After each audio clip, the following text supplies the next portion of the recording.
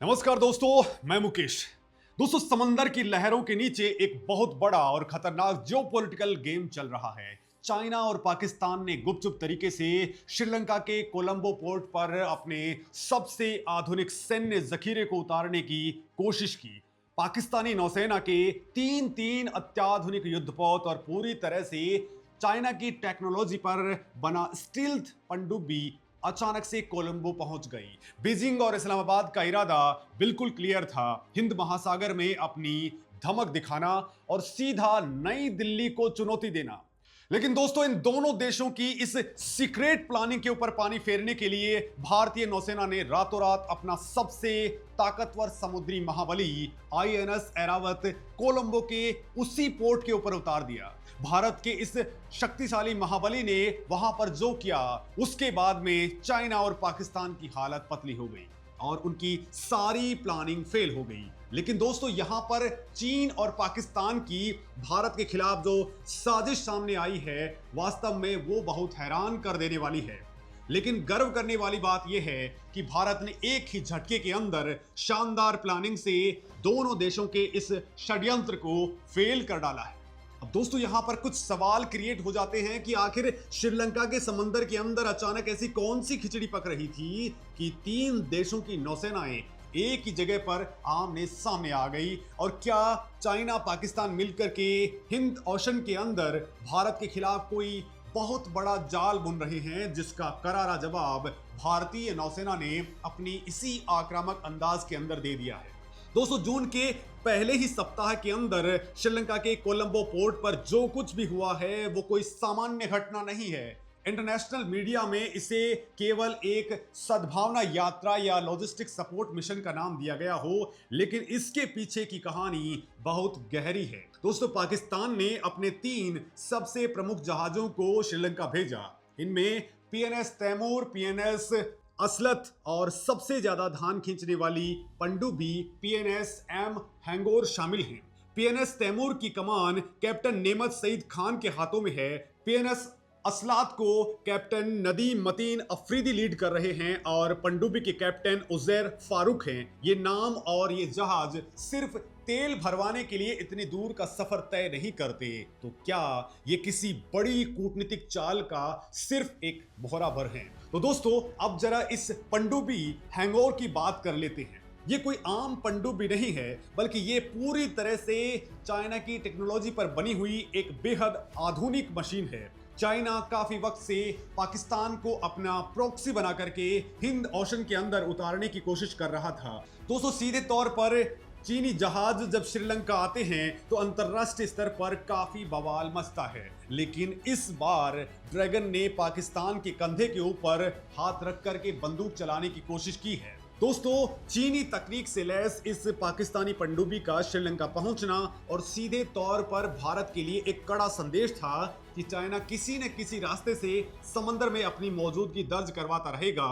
लेकिन दोस्तों, क्या चाइना को यह नहीं पता था कि दिल्ली की रडार से उसका यह खेल ज्यादा देर तक छुपने वाला नहीं है? दोस्तों, श्रीलंकन नेवी ने आधिकारिक बयान जारी करते हुए कहा है कि पाकिस्तानी नेवी उनके साथ में वेस्ट कोस्ट पर एक पैसेज एक्सरसाइज करने वाली है। सीधे लफ्जों में कहें तो ये एक तरह का समुद्री अभ्यास है, जहां दोनों देशों की नौसेनाएं तालमेल बिठाने की प्रैक्टिस करती हैं। लेकिन दोस्तों, रणनीतिक जानकार इस बात को अच्छे तरीके से समझते हैं कि पाकिस्तान इस वक्त अपनी ही आर्थिक बदहाली से जूझ रहा है। उसके पास अपने देश में बिजली और राशन का संकट है, फिर भी वो अपनी नौसेना को इतने महंगे मिशन के ऊपर श्रीलंका क्यों भेज रहा है? तो जवाब बिल्कुल क्लियर है।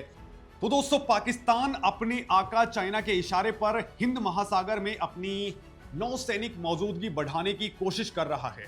लेकिन क्या पाकिस्तान का ये उधार का दमखम समंदर में टिक पाएगा? तो दोस्तों, यहीं पर एंट्री होती है भारतीय नौसेना की। जैसे ही पाकिस्तान और चाइना का ये जत्था कोलंबो पहुंचा, ठीक उसी वक्त भारतीय नौसेना का powerful landing ship tank INS Airavat भी उसी बंदरगाह के ऊपर आकर के पहुंच गया।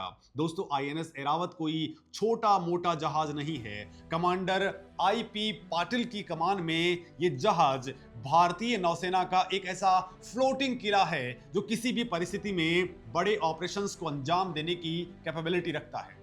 दोस्तों, ऑफिशियल तौर पर बता दिया गया है कि ये ऑपरेशनल टर्न अराउंड के लिए वहां गया है, जिसका मतलब होता है कि ईंधन भरवाना, क्रू को आराम देना और मामूली मरम्मत करवाना। लेकिन क्या ये सिर्फ एक इत्तेफाक था या फिर एक सोची समझी स्ट्रैटेजी का पार्ट? तो दोस्तों, भारत ने आईएनएस ऐरावत को ठीक उसी समय कोलंबो भेज करके अपनी डिप्लोमेसी का एक बहुत बड़ा, कड़ा और क्लियर मैसेज दिया है। मैसेज ये है कि हिंद ओशन भारत का वो प्रांगण है जहां परिंदा भी पर मारेगा तो नई दिल्ली की रडार के ऊपर जरूर आ जाएगा। पाकिस्तान के जहाजों की एंट्री के तुरंत बाद भारत का वहां पहुंचना एक तरह से शेडोइंग है, जिसका मतलब है कि तुम जो भी करोगे हम तुम्हें करीब से देख ही लेंगे। भारतीय नौसेना ने क्लियर कर दिया है कि वो अपने समुद्री पड़ोस में चाइना और पाकिस्तान की हर चाल, हर गतिविधि पर बाज जैसी नजर रखे हुए है। लेकिन दोस्तों, क्या भारतीय नौसेना के इस कदम के बाद में इस्लामाबाद और बीजिंग के पसीने छूट गए हैं? तो दोस्तों, जरा सोचिए, जब पाकिस्तानी नौसेना के अधिकारी अपनी पनडुब्बी से बाहर निकले होंगे और सामने भारत का विशालकाय आईएनएस ऐरावत खड़ा देखा होगा तो उनका रिएक्शन क्या रहा होगा? ये कोई मामूली साइकोलॉजिकल वॉरफेयर नहीं है। समंदर की दुनिया में जो दिखता है वो बिकता है। भारत ने बिना एक भी शब्द बोले, बिना कोई उग्र बयानबाजी किए, सिर्फ अपने जहाज को वहां पर खड़ा करके पूरा गेम पलट दिया है। दोस्तों, इसे कहते हैं पावर प्रोजेक्शन। भारत ने दिखा दिया कि वो किसी भी भड़काने के ऊपर अपना रिएक्शंस नहीं देगा, बल्कि अपनी शर्तों पर गेम खेलता है। लेकिन क्या भारत का ये आक्रामक रूप चाइना की रातों की नींद उड़ाने के लिए काफी नहीं है? तो दोस्तों, यहां पर सबसे दिलचस्प किरदार है श्रीलंका। श्रीलंका इस वक्त एक बहुत ही मुश्किल पोजीशन के अंदर है। आप इसे एक बैलेंसिंग एक्ट कह सकते हैं। श्रीलंका को एक तरफ भारत को खुश रखना है, जो उसका सबसे बड़ा और सबसे भरोसेमंद पड़ोसी है। दूसरी तरफ उसे चाइना और पाकिस्तान जैसे देशों को भी मना नहीं करना है, क्योंकि चाइना ने श्रीलंका को भारी भरकम कर्ज दे रखा है। श्रीलंका इस वक्त दोनों नावों पर सवारी करने की कोशिश कर रहा है। वो भारतीय युद्धपोत का भी रेड कारपेट बिछा करके स्वागत कर रहा है और दूसरी तरफ पाकिस्तानी जहाजों को भी लंगर डालने की इजाजत दे रहा है।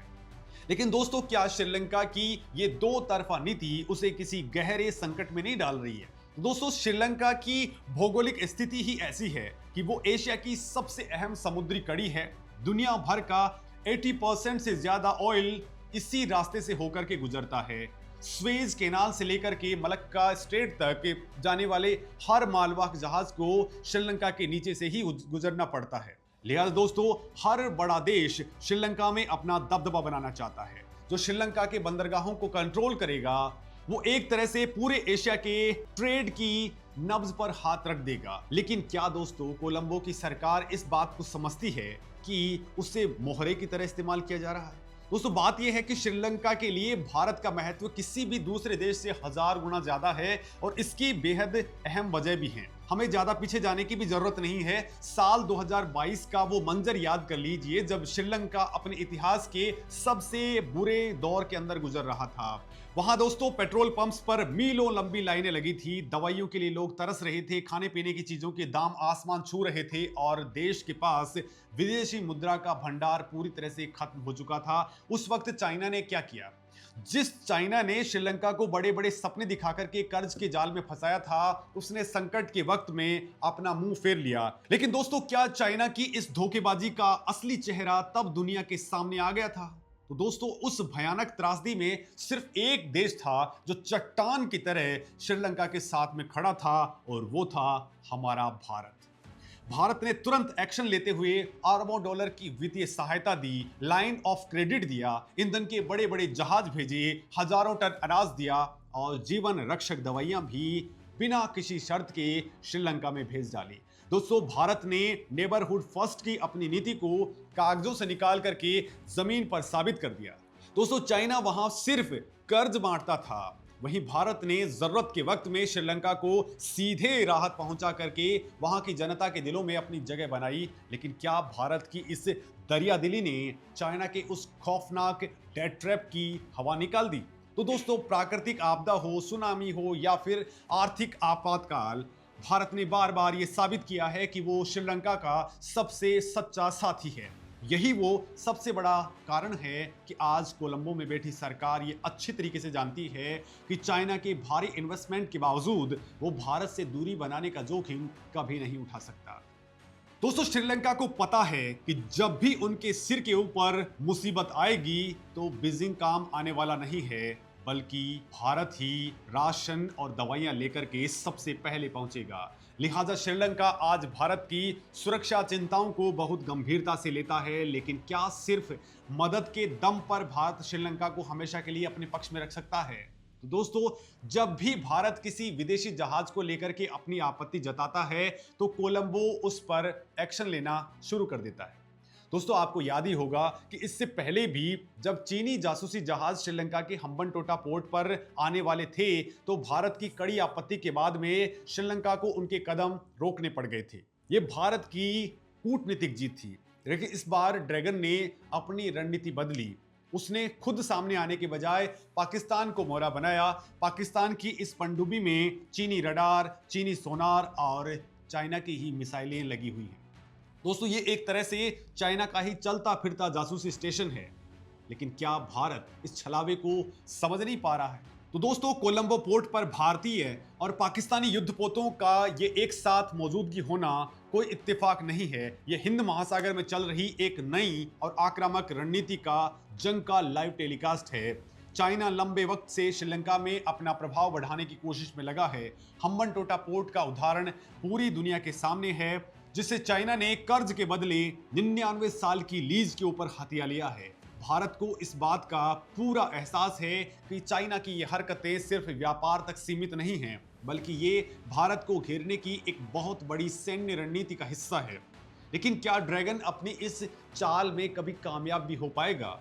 तो दोस्तों भारत अब डिफेंसिव मोड से बाहर आकर के पूरी तरह से आक्रामक हो चुका है। भारत की रणनीति अब बिल्कुल साफ है।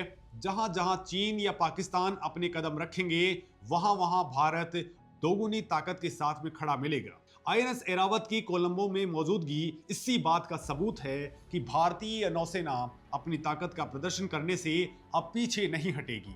ये सिर्फ जहाजों की आवाजाही नहीं है, बल्कि ये एक दिमागी लड़ाई है जिसमें भारत ने पाकिस्तान और चाइना को बता दिया है कि समंदर के इस हिस्से का बॉस कौन है।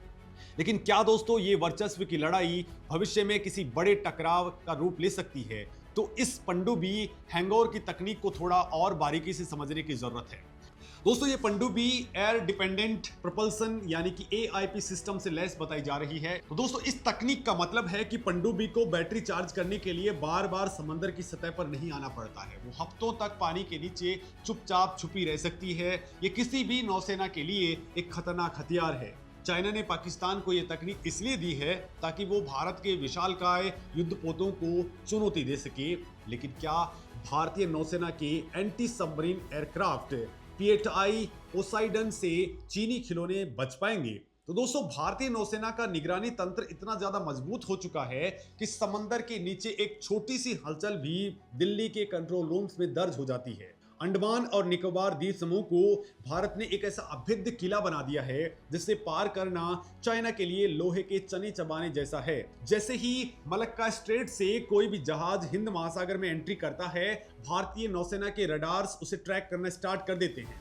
पाकिस्तान की इस पनडुब्बी की भी पल पल की लोकेशन भारतीय नौसेना के पास थी।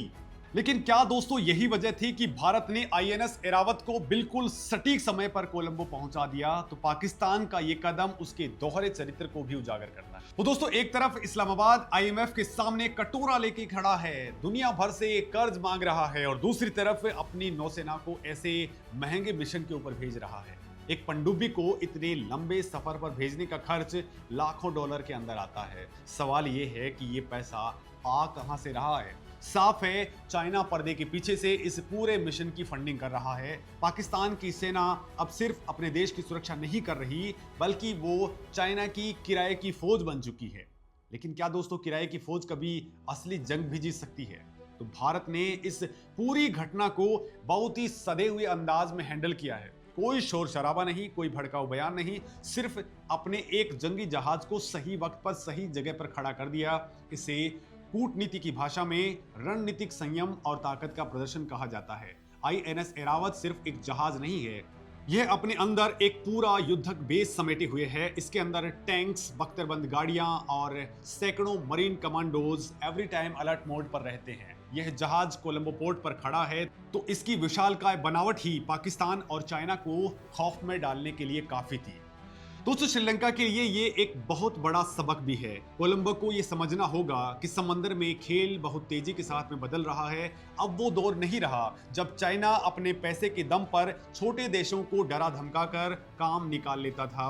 आज भारत खड़ा है और वो भी पूरी ताकत के साथ में। साल 2026 तक भारत ने श्रीलंका के अंदर अपने कई बड़े इंफ्रास्ट्रक्चर प्रोजेक्ट स्टार्ट कर दिए हैं। त्रिंकोमाली में तेल के बड़े बड़े टैंक बनाए जा रहे हैं। भारत और श्रीलंका के बीच में बिजली की ग्रिड लाइन बिछाने का काम तेजी से चल रहा है। लेकिन दोस्तों क्या ये प्रोजेक्ट्स श्रीलंका को चाइना के चंगुल से आजाद करवा सकते हैं? तो दोस्तों चाइना का कोलंबो पोर्ट सिटी प्रोजेक्ट भी अब सवालों के घेरे में है। चाइना ने वहां समंदर को पाट करके एक नया शहर बसाने का ख्वाब देखा था, लेकिन आज वो प्रोजेक्ट आधा अधूरा पड़ा है। श्रीलंका की जनता समझ चुकी है कि चाइना के वादे सिर्फ कागजों पर अच्छे लगते हैं, हकीकत में वो सिर्फ बर्बादी लाते हैं। वहीं दूसरी तरफ भारत जो कहता है वो करके दिखाता है। जब भारत ने कहा कि वो श्रीलंका को संकट से निकाल लेगा तो उसने बिना एक पल गवाए मदद की झड़ी लगा दी। यानी दोस्तों भारत श्रीलंका के लिए बहुत कुछ करता है और हिंद महासागर की ये बिसात बहुत बड़ी है। यहाँ रोज नई चालें चली जाती हैं। चीन हर मुमकिन कोशिश कर रहा है कि वो भारत को घेर कर ले और उसने म्यांमार में बंदरगाह बनाया, जिबूती में अपना सैन्य बेस तैयार किया और अब श्रीलंका में भी अपने पैर पसारने की फिराक में है। इसे कूटनीति की भाषा में स्ट्रिंग ऑफ पर्ल्स यानी कि मोतियों की माला वाली नीति कहा जाता है। लेकिन भारत भी हाथ पर हाथ धरे बैठा नहीं है। भारत ने भी ईरान के चाबार से लेकर के मॉरिशस और मालदीव तक अपनी पकड़ को मजबूत बनाए हुए है। अब दोस्तों इस पूरे घटनाक्रम से एक बात तो पूरी तरह से साफ हो जाती है कि समंदर का सिकंदर वही होगा जिसकी नौसेना में दम होगा। पाकिस्तान चाहे चाइना से कितनी भी पनडुब्बियां मांग ले, लेकिन समंदर की लहरों पर राज करने के लिए तो तजुर्बा और हौसला चाहिए। वो सिर्फ बाजार में नहीं बिकता है। भारतीय नौसेना के जवानों का जो समर्पण है वो किसी भी देश की किराए की सेना पर भारी पड़ता है। कोलंबो में जो हुआ वो सिर्फ एक ट्रेलर है, असली पिक्चर तो अभी बाकी है। लेकिन क्या चाइना और पाकिस्तान इस ट्रेलर को देख करके सहम गए होंगे? तो दोस्तों भारतीय नौसेना का हर एक जहाज आज सिर्फ सीमाओं की रखवाली नहीं कर रहा है, बल्कि वो भारत की बढ़ती हुई ग्लोबल पावर का एक चलता फिरता प्रतीक है। जब आईएनएस एरावत जैसे जहाज दूसरे देशों के बंदरगाहों पर जाते हैं तो वो सिर्फ झंडा लहराने नहीं जाते, वो ये संदेश लेकर के जाते हैं कि भारत अपने दोस्तों के साथ कंधे से कंधा मिला करके खड़ा है और अपने दुश्मनों को आंखों में आंख डाल करके बात करता है। दोस्तों इस पूरे मामले पर आपका क्या कहना है? कमेंट करके जरूर बताएं। नमस्कार।